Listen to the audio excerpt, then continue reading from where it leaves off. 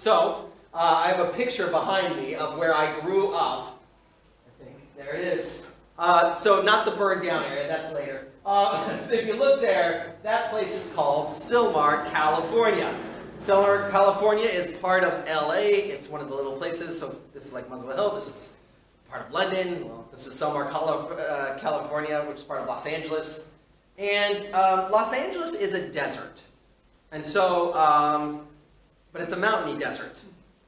So from a very young age, I remember looking up at that mountain you could see right behind me, and every once in a while during the summer, a fire would start, okay? There'd be a fire on the top of the mountain, and I just thought this is, well, at first it was a tiny bit alarming, but over time it was very interesting because we were going to see whether ash would kind of rain down on us.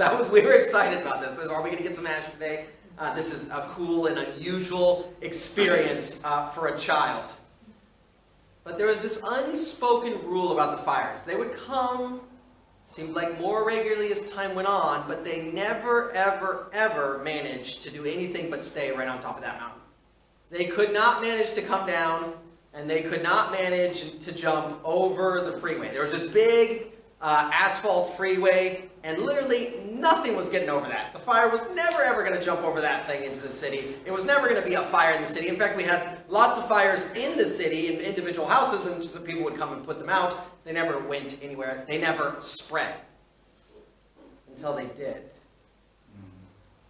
So I left California, but afterwards I started hearing these crazy stories, because we never ever ever had a fire that would get out of control in a city. It was impossible. There's just too much cement, for goodness sakes, what is it going to burn?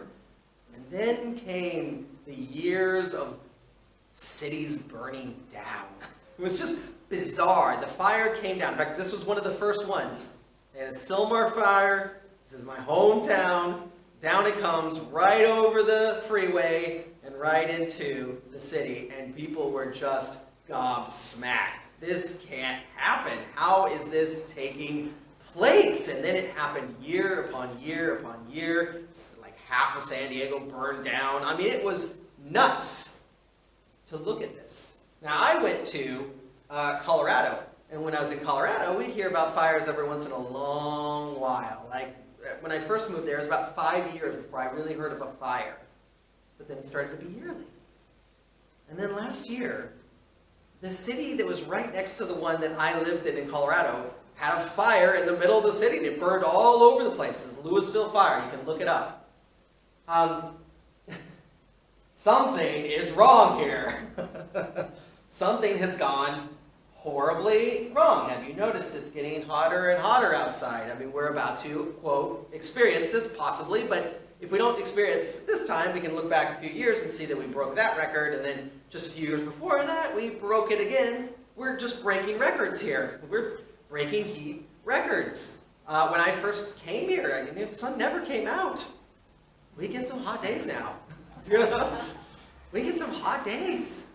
I had a friend in Chicago, and they said, when I was growing up, during the winter, it was guaranteed that if I wanted to go sledding, there would be snow on the ground. I never questioned it. There would always be snow. Now, snow is off and on. We get it every once in a while, and then it melts. Something is going on. All right, well, from a purely pragmatic approach, everyone probably should act. Okay, just say, this is logical, something's going on, it's hot, there's less animals, there's less bugs. Okay, something is taking place. It's hotter on average. The sea is rising. From a purely pragmatic approach, we should do something about that if we can. Well, what does the Bible say? Okay, that's what does the Bible? Does this have anything to do with what the Bible would tell us to do? And I think the answer to that is yes. But it's more subtle. You don't find a verse in the Bible. If you try to type in the word environmental, you're not going to find environment or environmental in the Bible unless you have a really weird translation. And there's no verses that condemn people for not taking care of the environment. And that's actually interesting because in Israel, they had lions, bears, rhinos, hippos, crocodiles. They were all hunted to extinction. But yet you don't find a verse in the Bible that says, how could you possibly do that? But I think there's principles that are outlined in the scriptures, particularly in the creation story. And then afterwards, we're going to look at actually the love of all people, how that tells us that we need to treat the environment in a certain way, I think. Okay, so that's what we're going to look at. We're going to look at 2 reasons God calls us to care for creation. And then at the end of that, we'll handle a couple of objections. Typical Christian objections. Because it turns out that there's a weird group of people that kind of go too far, and Christians don't want to join because they're like, well, I don't want to do that thing. Maybe it's paganism that's kind of got this weird thing attached to it. Well, we don't want to go that direction, but we'll see that we have a bigger command than that. So we'll look at that and handle that when we get there. So reason number 1, we can and should practice environmentalism, being prudent and stewards of creation, is that God has called us to do this, to steward creation the same way that He created it. Now, this is important. I just want you to follow along with the line of thought. The way that God created the world, the manner in which He did it, He then leaves us to finish what He started. And it's going to look like something of the nature of how He created it. And so we're in Genesis 1, and we'll read a few verses, but I'm going to sum up the whole of kind of the way God creates things, and then we'll pull out a couple principles for what I think we ought to do with how we're now going to rule this world that God has left us. Okay? So verse 1, in the beginning, God created the heavens and the earth. Okay, it was God who made this universe. That's what the Bible said. It's not that the universe has been eternal. He made it. He made it. First words, let there be light. And actually, we know that the entire universe is animated by light. If light didn't exist, nothing would exist. So that's very interesting first words of the Bible. Let's look at verse 9, and then we'll pull a couple things out. God said, let the water under the sky be gathered to one place. Let the dry ground appear. And it was so. God called the dry ground land and gathered the waters He called seas, and the gathered waters. And God saw that it was good. Then God said, let the land produce vegetation, seed-bearing plants, and trees on the land that bear fruit with this seed, and according to their various kinds. And it was so. The land produced vegetation, plants bearing seed according to their kinds, and trees bearing fruit with seed and according to its kind. And God saw that it was good. God saw that it was good. So summing up kind of the whole creation narrative, and I believe I've given you a sermon on this, so you can go back and look. I'll make that available. But just kind of summing up what takes place here. God is like a master designer. God is like a brilliant engineer. And God is like the perfect manufacturer. Okay, He's got all of these things in one person. It's 3 jobs, but he knows how to do it all. And He does it all very well. And so God executes a plan perfectly. He speaks, and as soon as He speaks, exactly what He wants happens exactly the way He wants it. Nothing happens by accident. It's well ordered. And I actually have a picture behind me of this order. You see, days 1 through 3, He creates things from scratch. And then in days 4 through 6, He fills those things with meaning and purpose, and He sets them in living creatures. Okay? And so He's designed its pattern, and each thing builds on the next thing. And He's making a place for humans to be able to dwell fully. At the beginning, if you put a human there, they would just vaporize. And at the end, they have everything they need. We'll come back to that in a moment, okay? So it's very well built. And then it happens exactly how He wants. There's a visual check to make sure that it is actually good. Now, He's the only one there. Nobody else created the universe, so He's there. And so who's going to check it? Well, I better check it. And so God looked and He says, okay, it's good, right? You just see Him keep doing this. How's that thing? Perfect, good. How's this thing? Perfect, good. How's this thing? It's all good, friends. And then at the end, what is it? Very good. I made no mistakes. Good. Nobody to fire. All right? He's a quality assurance person. Now, look, this is totally different than what an atheist would believe. And they have a very different view of environmentalism because of it. Okay? The atheist says this is all a wonderful, terrible, beautiful accident. It's like an ink blot that makes something nice. Oh, this is pretty. I don't want to lose this. I'm going to put this somewhere safe. Okay, that's what they're saying. This is something that, was an accident that might have value, and so I need to not lose it. And that's the way that someone might look at environmentalism. We have this wonderful conglomeration of things just coming together, and it would be a shame if we were to lose that, because we would lose it forever, right? And so it animates their thoughts. Christians say, look, this is a masterpiece.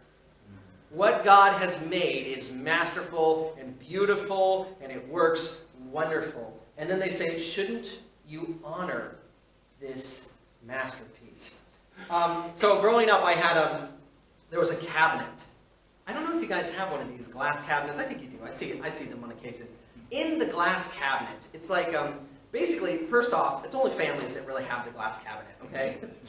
We'll come back to that. All right, so the glass cabinet has got all of the china and other things that are valuable and worth displaying. And the purpose of the glass cabinet is to say, kids, don't go there, okay? Don't grab the china and throw it on the ground. Don't do this or that. This is the way that we should be thinking about God's masterful creation. It's not something that we should be just playing with and destroying. Now, again, the atheist, or someone who doesn't believe in the God that we worship, might say, Mother Nature takes care of everything. Mother Nature, and we use the term Mother Nature, and I think that is an unfortunate term. Because it kind of gives off the idea that there's this creature that cognizantly thinks and has just done all these wonderful things, and will provide and knows the way forward. Mother Nature doesn't have a mind and isn't a mother. It doesn't think about anything.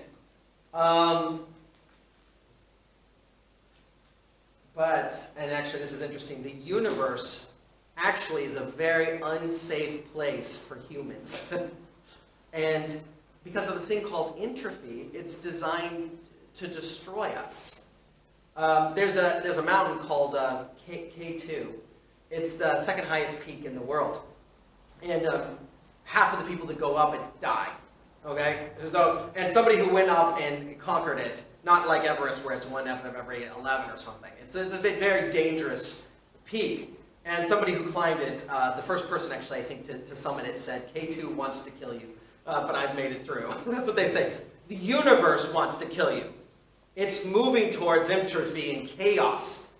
Now here's the beautiful thing. God has created these systems that keep us alive. It's like a web that is just bringing all of the things that we need to be sustained and alive. And we see some of that here in the description of God's creation with seasons and lights. But just walking through this here, it says that God created the plants, and then he's going to create the animals. Well, why did he do that?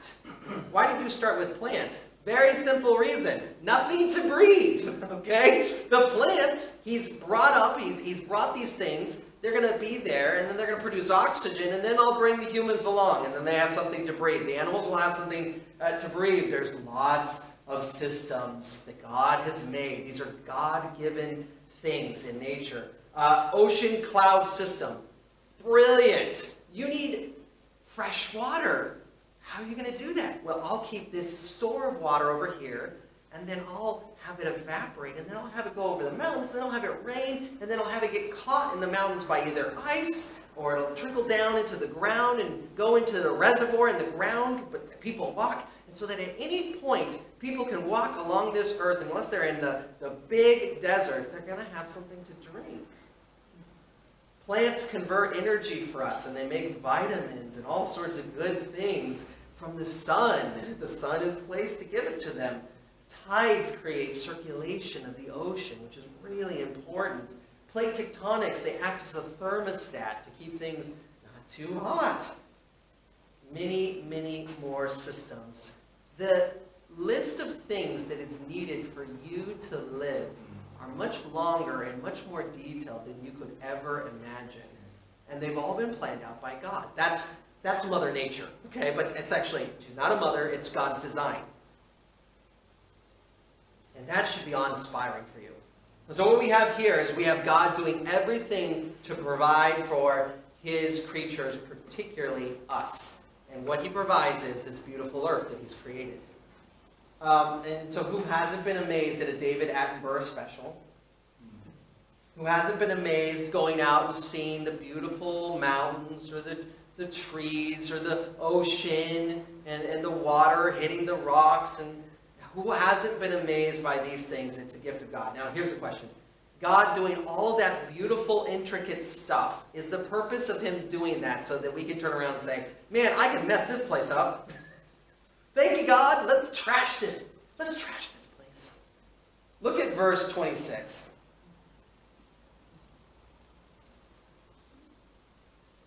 God said, let us make man in our image, mankind, in our likeness, so that they may rule over the fish in the sea and the birds in the sky, over the livestock and all the wild animals, over all the creatures that move along the ground. So God created mankind in his own image. In the image of God he created them. Male and female he created them. God blessed them and said, be fruitful and increase in the number. Fill the earth and subdue it. Rule over the fish in the sea, the birds in the sky, over the living creatures that move around the ground. And then I give you every seed-bearing plant for food. Okay, so twice he says that word rule. He says that word rule. Rule over what I have made. Now, what does that mean? Well, we have rulers that are not so nice, and so this leads naturally to some confusion about what is to take place here. Is God telling us to rule with an iron fist over all the wonderful things that he has made, like Boris Johnson or somebody not nice? Be a Putin to this world. Is that what God is saying here? Go and be Putin to this world. I submit to you that what is happening is that God is saying, part one, you're my children, and I want you to continue the rule that I've started here on earth. I want you to continue to do as I have done in creating. Now, do that here in this place that I am giving you, and I want you to do it the way I would do it. And that is the critical link. If I have built this world beautifully, then you go and rule it in that same manner. Delicately, lovingly, intelligently, steward this earth. That's what he is in part saying here. Steward this earth well. Just as God made the world, we maintain the world with love and diligence and affection. So then again, imagine that you choose to buy a new house. Okay, so your family is getting bigger. You're like, there's no way we can live in this 2-room flat any longer. So you buy a house and then you put 100,000 pounds into the house to make it wonderful for your children, right? Now I'm going to make this a nice place for them to be, and you work on it, and it's basically, when you get done with the house, it looks nothing like the state that you bought it at.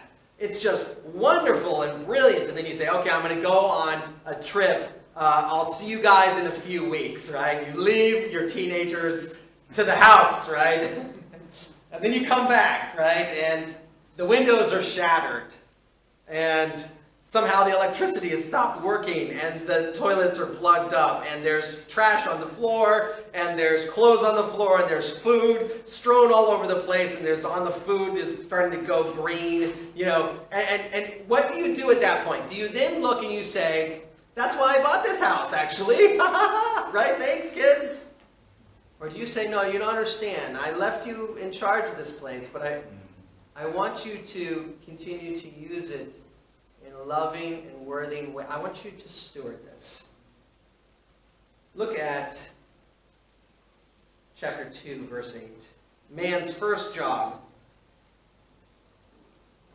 The Lord God had planted a garden in the east, in Eden, and there he put the man that he had formed. There he put the man. What is Adam's job exactly? What is mankind's job? I'm reminded every time I go down to the Sunshine Center. Who's been to the Sunshine Center down the road. Beautiful. People are in that place, and they are looking at like the different plants, and they just sit there for a while, and they go, would this one look better? Or would that one look better? They're thinking about it, and they go and they purchase these things, and they go back to their garden, and they start planting. Listen, that's Adam's job. Take my beautiful creation and beautify and garden.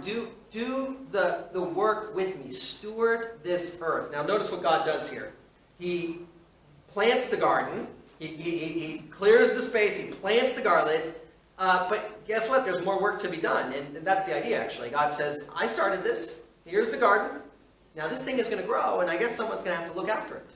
Oh, here you are, Adam. Go for it. Look after that. Clearly what he's not saying is just, kick all the plants over and stop caring about this. Don't water it. Don't even care. He's put them there to lovingly maintain what he has made. Lovingly maintain. So, but wait, going back, it says that rule over them and what's that other word that it used? Dominate, subdue them. What does that mean? Is God telling us to put our foot on the neck of the world and say, I'll use you? No, it means to inhabit the appropriate place for mankind in creation, which is to crown it with beauty and to fully control in a wonderful way our presence in it. Okay? So that's kind of the first point. One more thing to add.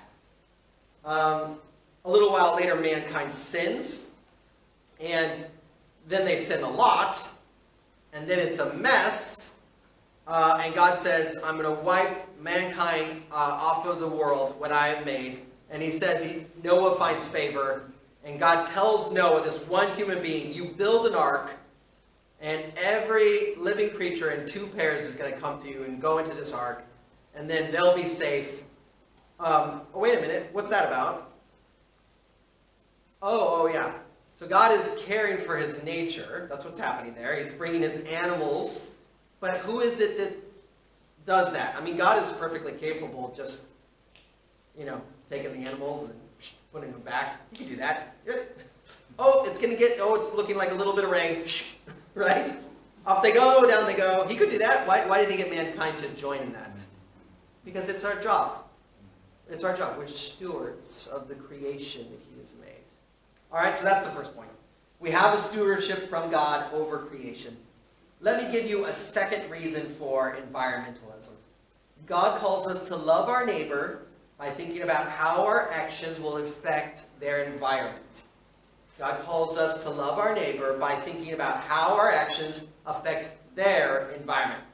So we read from Mark chapter 12, the law, it says there, is that we would love God and we would love our neighbor as ourselves. Love our neighbor as ourselves. That's the entire law. Everything that we find in the Bible that is a command here comes back to either loving God or loving others. Now, sometimes loving others is about thinking about how your behavior will indirectly affect them.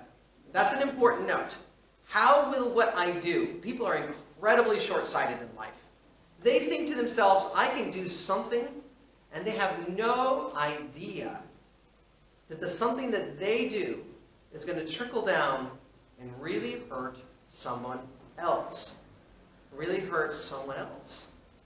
I knew a young man, and his father was looking at pornography.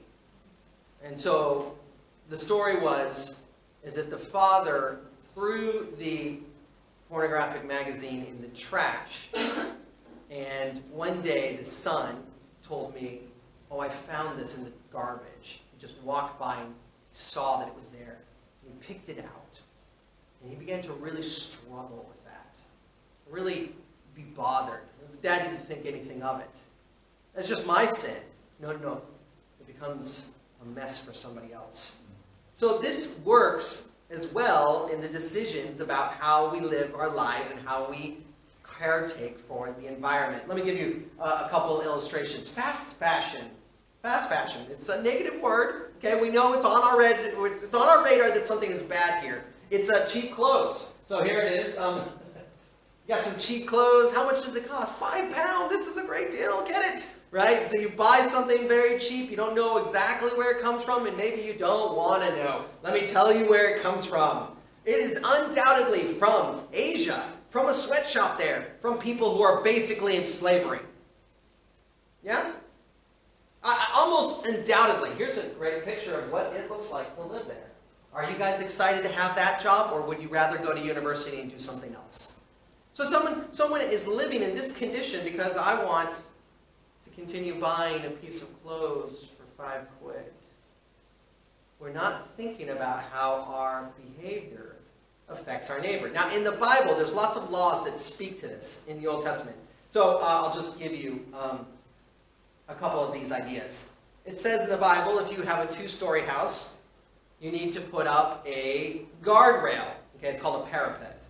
You need to put up a parapet to make sure that your neighbor doesn't fall off. You know where the edge is, but they may not. And in the middle of the night, they may go right off, okay? So put up your guardrail. This is the way people lived. They lived on the roof a lot of times because it's cooler on the outside. And so if you don't have your guardrail up, you could lose your neighbor if they don't know. So think about them. Think about your actions in conjunction to what they need. Your ox. Suppose you have an ox. It's an expensive, nice thing. And that ox is aggressive. Wait a minute. If you have an ox and you know that ox is aggressive, don't just let him run around until he gores somebody. If he does run around and if he does gore somebody, if they die, you will die too. That's what the scripture says. It says, you need to think about your behavior. You need to think about what you're doing. I was walking in Mexico, and there was a big sign there at one of the houses, and it said angry in Spanish, angry, aggressive dog, right? But there was no, protection. That thing could come running out and bite your arm off. Okay, and I think that's what they wanted. They didn't want you to visit. That was the idea. If the dog does bite you, right, they've failed. They're not loving you. And we got to think about what we're doing. Here, let me give you a couple more examples. Man, it's amazing what sort of things we can produce in this country. We've got all sorts of wonderful systems and these giant manufactories, and they just print out loads and loads of breads in seconds, and loads of cameras, and loads of all these other things, and somehow they're all placed right by a river like this. Have you ever noticed that? When you see a big facility like this, why is it near the river? Why do they put that thing right next to the river? Let me tell you why. Because they need somewhere to dump the bad stuff after they're done with the little chemical reactions. Out into the river it goes. It's still happening today, all the time. Now they're told not to do that, or if they do that, we're going to charge them a little bit. So they try to do it a bit in secret sometimes. Still happens. Go on a cruise. There's supposed to be, a carbon output that is really dangerous for the environment. And they were checking it on the top of these machines. If enough carbon comes out, we're going to charge you extra for that because you're hurting the environment. So you know what they did? They just dump it into the water. They change the structure of it and they spit it into the water. And that's what happens every time everyone goes on cruises usually. We're not thinking about what happens. It goes into the water, and then the water isn't good for someone to drink. It hurts somebody else. There's a fisherman. He doesn't know why he's losing his vision. These are real things. One more. Cars. I love my car, okay? What's the stuff that comes out of the back of those things? Don't breathe that, they tell you. Don't put your face on that or you'll be gone. So we're spitting all this stuff out of the back of our cars, and it turns out that that's having a very negative impact on the heat in our world, and it's getting hotter based on things like this, CO2 coming out of vehicles. And so somewhere far away, there's a little island that is about 10 feet high. That's as high as it goes, right? And it's going to be underwater, and that's that. We don't realize the effects. You're to think of your neighbor when you make decisions. So we need to move away from that, by the way. We need to move away from fossil fuels because it's going to put somebody else underwater. Actually, you don't have to go somewhere else. It happens right here in England in different spots, okay? there are houses falling into the water here. Okay, so 2 reasons for us to consider environmentalism. We want to be stewards, and we're called to watch our effect on our neighbor's environment. Let's talk about 2 objections, because we have some interesting objections here. First, we'd say, listen, Tim, the Bible is not about environmentalism. It is about something else. And people who worship environmentalism are worshiping a false god, okay? And actually, I've seen a lot of environmentalism that borders on this is our new god, okay? I've seen that. I've seen people losing their minds with this is the one thing I want my life to be about, and that's it. Okay, now that idea, that life is about this, that I can form my whole world around it, that idea is negative. We don't want that. We have a God. His name is Jesus. Okay, the main point of the Bible is actually not about environmentalism. The main point is we're all sinners. God loves us. He sent Jesus. And if we believe in him, we have eternal life. Nevertheless, we are allowed to have secondary issues, okay? And so this is a secondary issue. We just had a secondary issue last week. Masculinity, okay? In case you guys wondered, that's what we were actually talking about last week. I know I coded it, are men useless or whatever, but that's what it was. It was talking about masculinity and how it's not bad if it's done after the model of Christ. So if we can talk about that, we can talk about environmentalism too and say, let's subject this to what the Bible says, and the Bible has told us something today. Okay? We are called to lovingly protect, aren't we? Now, question number 2. This one's interesting. Some Christians believe, maybe rightly, maybe wrongly, I don't know that I completely agree, but they would say, well, the world is going to burn to bits anyway. Yeah, the world is going to melt down to bits anyway. And I have a verse to back that up, right? 1 Peter 3:10. But as the day of the Lord, it will come like a thief in the night. The heavens will disappear with a roar. The elements will be destroyed by fire. And the earth and everything done in it will be laid bare. So it's all going to burn, somebody says. So who cares about taking care of it now? Well, part 1 is that it's a bit tricky to understand what's actually going to happen on the earth. It's not as clear-cut as it's all going to burn. Because heaven comes down to earth in the book of Revelation. God, his presence comes down to earth and he renews the earth in that way. But part 2, and so there's a certain amount of debate, but part 2 is, even if it will be destroyed, I don't think that we should respond by saying, let's destroy it early. Especially because it's something beautiful that God has made. I mean, if, let's say I have a car, you know. Well, my car eventually is going to have to be junked. I know it. My car is going to go. But does that mean that, you know, I should trash it now? If it's just going to be destroyed anyway, should I just, you know, break the windows now? Is that great? Is that a good idea? No, it's not a good idea at all. And it's a sign that I don't know how to honor a good investment. I really ought to take care of this. And so should we, as we look at this issue of environmentalism. Well, this is my talk. I think we ought to be stewards of the earth that God has given us. I think that's what we find in Genesis 1 through 10, or 1 through 2, those 2 chapters. And I think we also need to consider what our actions do environmentally in somebody else's situation, and even